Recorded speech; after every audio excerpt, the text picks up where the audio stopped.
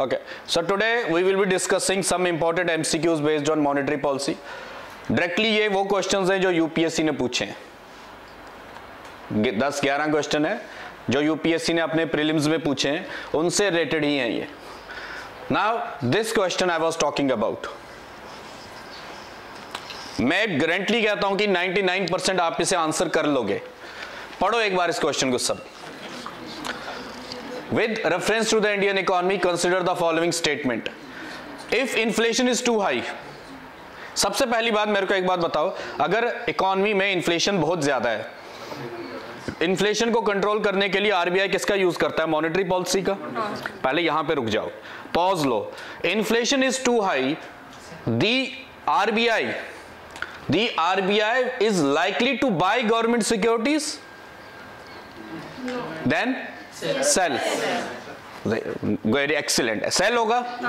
अब देखो ये आप कभी चेक कर लेना, ऐसे ही क्वेश्चन आया है किसमें? यूपीएससी 2022 या 3 का क्वेश्चन है ये. अब मुझे एक बात बताओ, आपको इतना पता है स्टेटमेंट 1 क्या है? आंसर आ गया? आंसर आ गया ना? हाँ सर. तो आप चेक भी कर सकते हो. 2022 मेरे ख्याल से 2022 का क्वेश्चन है ये. 2022 आंसर आ गया, आंसर आ गया. लेकिन अब मेरा पर्पस है आपको यह समझाना. देखो पहला स्टेटमेंट तो आपको क्लियर है. क्यों? जब इन्फ्लेशन होगी आरबीआई गवर्नमेंट सिक्योरिटीज को क्या करेगा? सेल. जो लोगों के पास एक्सेस कैश है वो किसके पास चला जाएगा? गवर्नमेंट सिक्योरिटीज के थ्रू बैंक्स, आरबीआई के पास. ठीक है. If rupee is rapidly depreciating, रूपी क्या हो रहा है? डेप्रिशिएट मतलब पहले 80 रुपीज था, अब 90 हो गया. इसे डेप्रिसिएशन कहते हैं. और डेप्रिसिएशन कौन डिसाइड करता है? Market forces. मार्केट फोर्सेस का क्या नाम है? Demand and supply. Right. If rupee is rapidly depreciating, RBI is likely to sell dollars in the market. Sell, जब मुझे बताओ रूपी की जो वैल्यू है वो क्या हो रही है? डेप्रिशिएट. क्यों हो रही है? क्योंकि डॉलर की डिमांड बढ़ रही है. तो डॉलर की सप्लाई हो सकता है कम हो, तो डॉलर की डिमांड क्या करनी है? इंक्रीज. तो RBI will supply the dollars. जब आपको इतना पता है स्टेटमेंट 1 इनकरेक्ट है, बाकी 2 और 3 तो करेक्ट है ना, लेकिन वो क्यों करेक्ट है ये पता होना चाहिए. So if rupee is depreciating, depreciate क्यों हो रहा है? इस वजह से हो रहा है क्योंकि डॉलर की डिमांड बढ़ रही है. जिस करेंसी की डिमांड बढ़ रही है तो जो दूसरी करेंसी है जिसके अगेंस्ट बढ़ रही है वो क्या होगी? डेप्रिशिएट. तो रूपी क्या हो रहा है? डेप्रिशिएट. तो इंडिया में who is the custodian of foreign exchange reserve? RBI. तो मार्केट में डॉलर सप्लाई कौन करेगा? RBI. If rupee is depreciating, RBI is likely to sell dollars in the market. Absolutely correct. अब क्वेश्चन नंबर 3 देखो. This is the most technical और इसे समझना बहुत जरूरी है. Statement 3, if interest rate in the USA और European union were to fall, RBI is likely to buy dollars. मतलब दूर दूर तक कोई कनेक्शन बन नहीं रहा. ये क्या बोल रहा है? अब मुझे एक बात बताओ, इंडिया में आरबीआई जो है, जैसे यहां पे आरबीआई है वैसे यूएस में भी उनका भी सेंट्रल बैंक होगा ना, है ना. इंडिया में आरबीआई है, यूएस में फेडरल बैंक है. कौन है? Federal bank. तो यूएसए में भी इन्फ्लेशन होगी, यूएसए में भी डिफ्लेशन होगी, तो यूएसए का सेंट्रल बैंक भी इंटरेस्ट रेट बढ़ाएगा और कम करेगा. राइट. अब ये पॉइंट याद रखना, ये आपको पता होना चाहिए. जब यूएसए का सेंट्रल बैंक इंटरेस्ट रेट बढ़ाता है, कहां? यूएस में. कहां? यूएस में. उसे कहते हैं फेड टैपरिंग. क्या कहते हैं? Fed tapering. क्या कहते हैं? Fed tapering. If central bank of USA increases the interest rate, if central bank of USA increases the interest rate, it is known as Fed tapering. TAPERING. It is known as Fed tapering. देखो USA की monetary policy जो है उसका impact Indian market पे होता है direct. अगर USA में इंटरेस्ट रेट कम होंगे उसका इंपैक्ट इंडियन मार्केट पे होगा. यूएसए में इंटरेस्ट रेट ज्यादा होंगे उसका इंपैक्ट किस पे होगा? इंडियन स्टॉक मार्केट पे. ठीक है. लेकिन अगर यूएसए का सेंट्रल बैंक अपनी इंटरेस्ट रेट्स को कम करे या मनी की सप्लाई को बढ़ाए। इन अदर वर्ड्स, अगर यूएसए का सेंट्रल बैंक यूएसए में मनी सप्लाई को कम करे उसे कहते हैं फेड टेपरिंग, अगर मनी सप्लाई को बढ़ाए उसे कहते हैं क्वांटिटेटिव ईजिंग। क्या कहते हैं? क्वांटिटेटिव ईजिंग, QE कहते हैं, क्वांटिटेटिव ईजिंग और फेड टेपरिंग। यूएसए में मनी सप्लाई इंक्रीज होगी तो फेड टेपरिंग, डिक्रीज होगी तो फेड टेपरिंग, इंक्रीज होगी तो क्वांटिटेटिव ईजिंग। अब यहां पे क्या रहा है, if interest rate in the USA और European union were to fall, इसका मतलब है क्वांटिटेटिव ईजिंग। इसका क्या मतलब है? Quantitative easing. अब इससे क्या होगा, यूएसए के जो सेंट्रल बैंक्स है ना, वहां पे इंटरेस्ट रेट क्या हो गई? कम। जब भी कभी किसी कंट्री में सेंट्रल बैंक का इंटरेस्ट रेट कम करता है तो इसका मतलब आपको लोन सस्ता मिलेगा। जब आपको लोन सस्ता मिल रहा है तो इसका मतलब है जो आप डिपॉजिट करोगे वहां पे उस पे भी इंटरेस्ट कम हो जाएगा, इंटरेस्ट कम हो जाएगा, तो लोगों का जो रिटर्न है वो क्या हो जाएगा? कम। तो इसी वजह से लोग क्या करते हैं, यूएसए से पैसा उठाया बैंक से और इन्वेस्ट कर दिया इंडिया में। मतलब यूएसए से उठाया 4% पे और इंडिया से रिटर्न लिया 8%। ऐसे चलते हैं स्टॉक मार्केट्स। जो FII इंडिया में आता है ना, वो इसका डायरेक्ट इंपैक्ट है उस पे। यूएसए में इंटरेस्ट रेट कम हुई, मतलब लोगों को जो लोन है वो सस्ता मिलेगा। लोगों ने 6% पे लोन उठाया और इंडियन मार्केट में इन्वेस्ट किया, 9-10% अपना रिटर्न कमाया और चले गए। This is how economy works. ठीक है, अब आपसे वो क्या कह रहा है, देखो, if interest rate in USA और European union were to fall, RBI is likely to buy dollars. बिल्कुल, तो होगा क्या, जब वहां इंटरेस्ट रेट कम होंगे वहां से पैसा कहां आएगा? Emerging economies like India. तो इंडिया में डॉलर का ज्यादा फ्लो होगा तो रुपये की डिमांड बढ़ेगी। जब रुपये की डिमांड बढ़ेगी तो डॉलर को मेंटेन रखने के लिए और रुपये को मतलब स्टेबल रखने के लिए, ज्यादा एप्रिशिएट ना हो, RBI डॉलर्स को बाय कर लेते हैं। ठीक है, ये इस स्टेटमेंट का कहने का पर्पज है। आपको देखो, एक होता है मॉनेटरी पॉलिसी, ठीक है ना। अब आपको यहां पे कंसेप्ट आ गया comparison in the sense, USA में अगर फेड टेपरिंग होगी, क्या होगी? Fed tapering. इसका मतलब वहां इंटरेस्ट क्या हो जाएगा? महंगा। तो लोग यहां से पैसा निकाल के कहां इन्वेस्ट करेंगे? यूएस में। फेड टेपरिंग के टाइम पे they will invest in US और find other alternatives. Quantitative easing के टाइम पे they will invest in India. ठीक है, अब यहीं पे अगर मैं लिख दूं, if interest rate in USA और European union were to increase, RBI is likely to buy और सेल। That's the story. तो ये क्वेश्चन था जो मैं आपके साथ डिस्कस करना चाहता था। इस क्वेश्चन के थ्रू आपको लिंकेज समझ आया किसका, कि कैसे यूएसए की मॉनेटरी पॉलिसी, फेड जिसे हम कहते हैं फेड टेपरिंग और क्वांटिटेटिव ईजिंग, यूएसए का सेंट्रल बैंक जो मॉनेटरी पॉलिसी फ्रेम करता है, उसका इंपैक्ट इंडियन मार्केट पे कैसे होता है। Understood? Now let's proceed to the second question. बाकी क्वेश्चन बिल्कुल बेसिक्स हैं, इतने टेक्निकल नहीं है वो। हाँ, ये it's a very good question, again asked by UPSC itself. आज के जितने क्वेश्चन हैं ये सिर्फ यूपीएससी प्रीलिम्स के क्वेश्चंस हैं। ठीक है, with reference to Indian economy, demand pull inflation, I had told you demand pull inflation कैसे होता है, और एक होता है cost push, demand pull और cost push। ये demand pull inflation की बात कर रहा है, किसकी?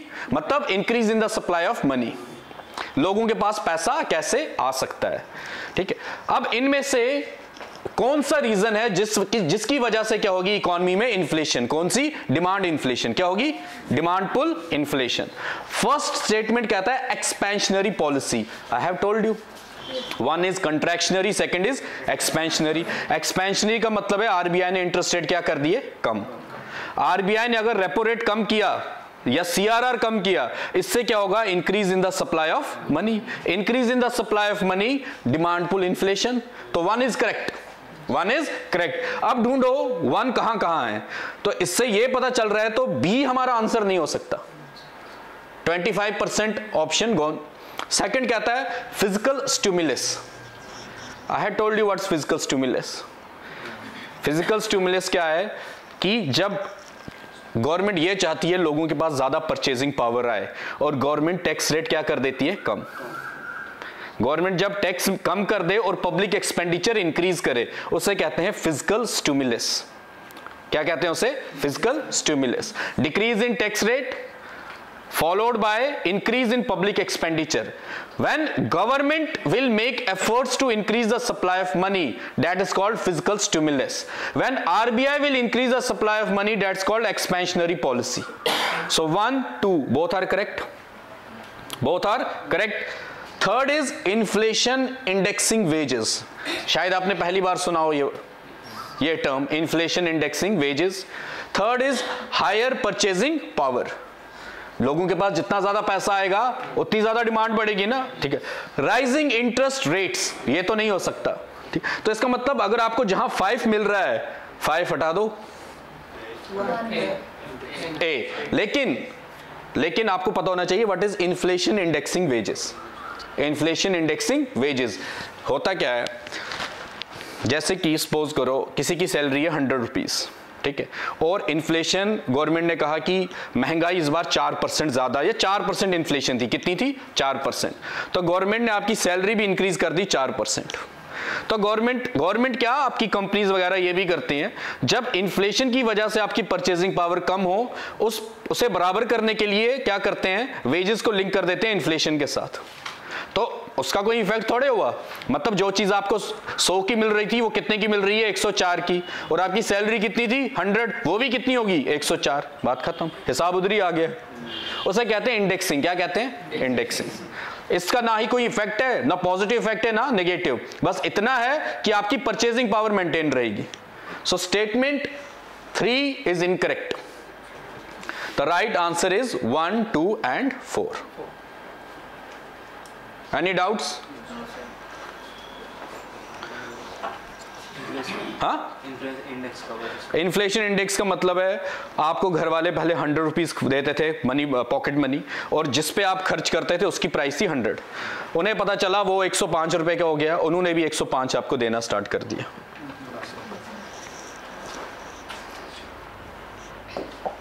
This one, lender of last resort. RBI is known as the lender of last resort.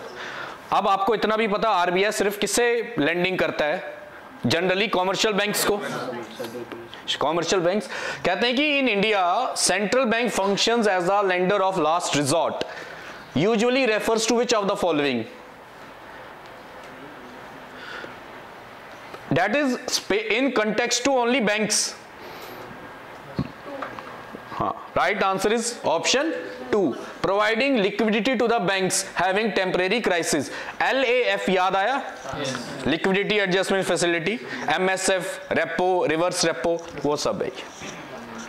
Only to because RBI, कभी आपने सुना है किसी इंडस्ट्री को लोन देता है? नहीं देता। RBI सिर्फ बैंक्स को लोन देता है।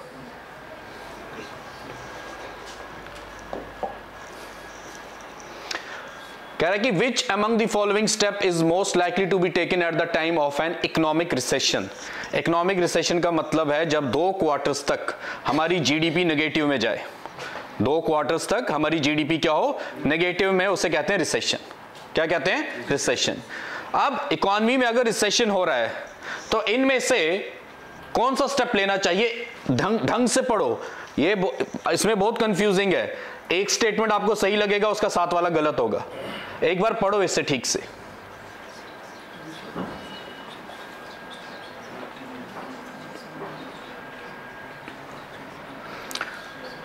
दोनों स्टेटमेंट्स को कंप्लीमेंट्री में पढ़ना, एक गुड है एक बैड है।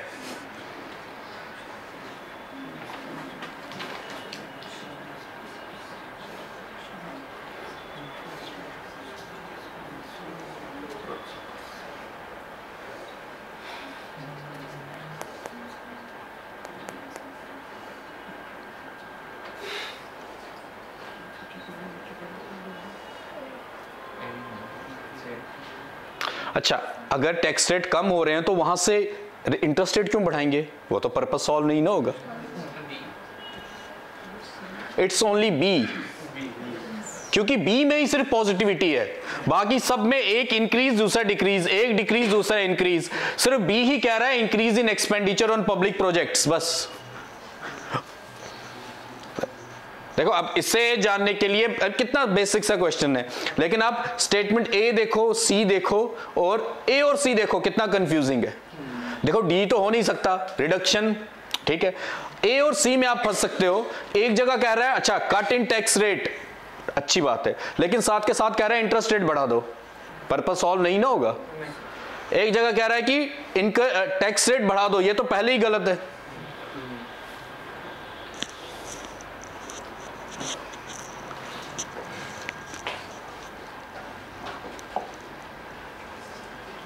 देखो ये this will you will be able to answer very easily.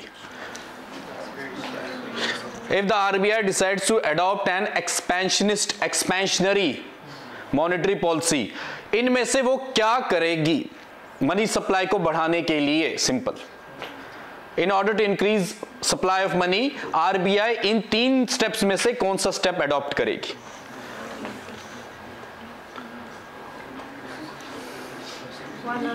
One and three, very good. देखो सेकंड वाला कहता है इंक्रीज, ए में भी इंक्रीज है, बी में भी इंक्रीज है, डी में भी इंक्रीज है। A B D eliminate, right answer is option C. क्यों? SLR जब कम होगा तो बैंक के पास जो रिजर्व रिक्वायरमेंट है वो क्या होगी? कम, तो बैंक ज्यादा लेंड करेगा। Cut the bank rate and repo rate. Repo rate is the rate at which RBI lends money to commercial banks. If RBI reduces the interest rate, so banks can lend more. It will make interest affordable. So right answer is 1 and 3. Now next one. इसमें थोड़ा ध्यान से देखना, इसमें this is a trap question. Which one of the following is likely to be one of the most inflationary? मतलब हो सकता है ये सब अपनी अपनी जगह इन्फ्लेशनरी हो, लेकिन इनमें से मतलब बुरे में से सबसे ज्यादा बुरा। 4 ऑप्शंस है, चारों खराब है, उनमें से सबसे ज्यादा खराब कौन सा है ये बताओ? हाँ, एक्सीलेंट, इट्स डी। क्यों? रीपेमेंट ऑफ पब्लिक डेट, पुराना पैसा था लौटा दिया। Borrowing from the public to finance a budget deficit, borrowing from banks to finance a budget deficit. मुझे बताओ सप्लाई ऑफ मनी थोड़े बढ़ रही है, सप्लाई ऑफ मनी किससे बढ़ रही है? ऑप्शन डी से, नया पैसा छापने से।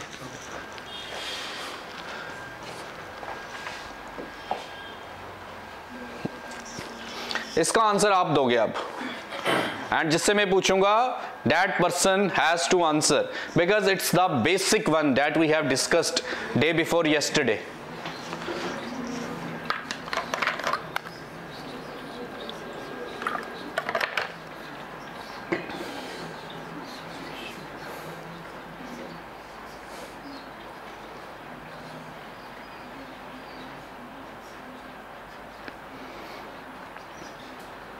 आपने लिखा भी है अपने नोट्स में ये,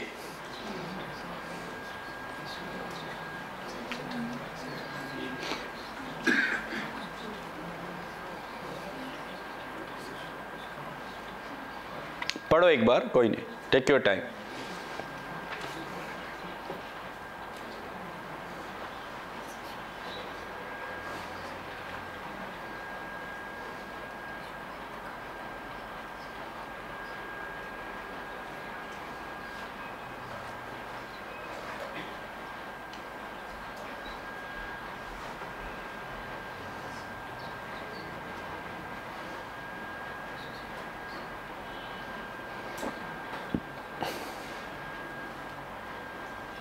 So what is the answer? हाँ?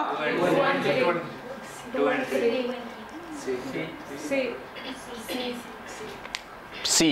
पहले में क्या खराबी है? पूरा पढ़ो एक बार जरा पहला।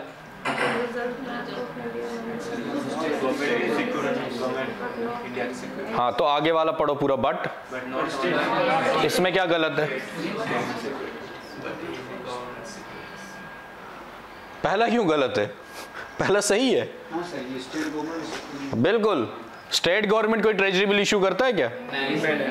फिर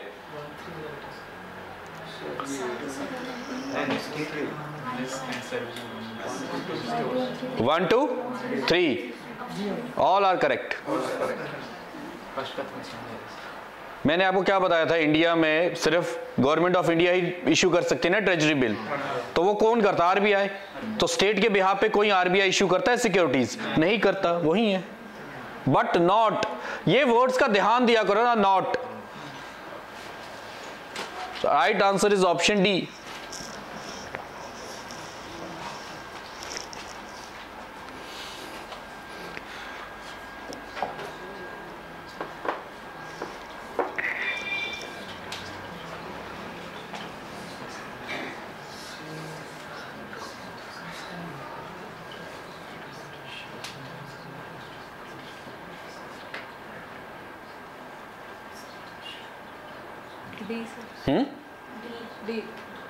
Excellent. Right answer is option D. I had told you last Friday. याद आया? इंपोर्ट कवर कैसे? अगर इंपोर्ट कवर नहीं होगा तो बैलेंस ऑफ पेमेंट क्राइसिस होगा। Balance of payment crisis India में 1991 में हुआ था। तो फॉरेक्स रिजर्व ही बताते हैं ना कि आपके फॉरेक्स रिजर्व में जितना पैसा होगा और मंथली आपका इंपोर्ट बिल जितना होगा उसे डिवाइड कर दो, इंपोर्ट कवर आता है। Import cover is equal to forex reserve divided by monthly import bill, that's it. Right answer is option D.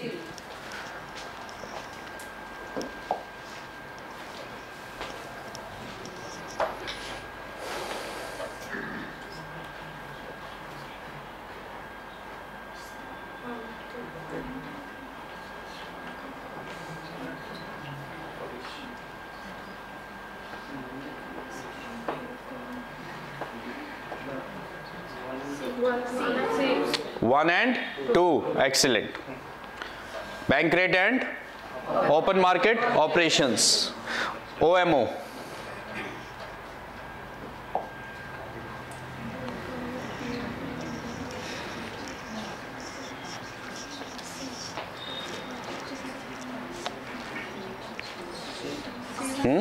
Very good. Option C. Open market operations during the time of inflation, RBI will sell. During the time of deflation, RBI will buy. When RBI will sell, it will decrease the supply of money. When RBI will buy, it will increase the supply of money. Open market operations. This one, you people know it. That has been asked by UPSC only. It is International Monetary Fund, IMF. So these all questions, 11 questions that we have discussed, they are directly from the UPSC exam only.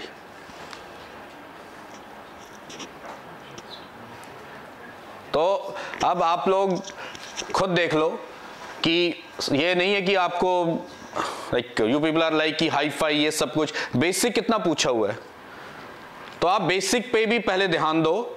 और इसमें आपको कोई लगा ऐसा, सिर्फ हाँ पहला कह सकते हैं जो थोड़ा सा हल्का टेक्निकल था, बाकी कितने बेसिक क्वेश्चंस थे। Any doubts to anyone?